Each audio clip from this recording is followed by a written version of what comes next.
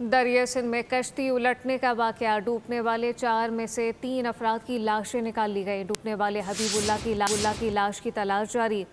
पाक ने भी मुकामी गोताखोर सर्च ऑपरेशन में मसरूफ हैं। गांव याकूब मनारों के करीब तेज हवाओं के सबब हादसा पेश आया। कश्ती में सवार 16 में से 12 अफराद को उसी वक्त बचा लिया गया था। तफसीलात क्या हैं, नज़ाकत शाह से जानते हैं। जी नज़ाकत। जी बिल्कुल, ये दरियाए सिंध में ये गांव याकूब मुनारों के करीब मजदूरी पे जाने वाले 16 अफराद थे जो कश्ती में सवार थे।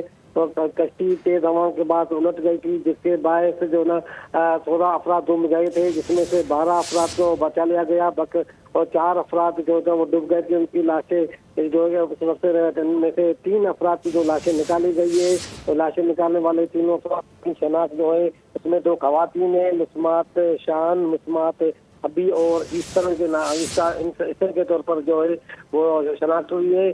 और आपको बताएं कि ये जो वाकया दरिया सिंध के जो गहरे पानी में हुआ था, तेज हवाओं के बाद जो उलट गई थी कश्ती और ये मजदूर से जो जाने वाले तो ले रहे हैं। जी नज़ाकत शाह अपडेट कर रहे थे, आपका शुक्रिया।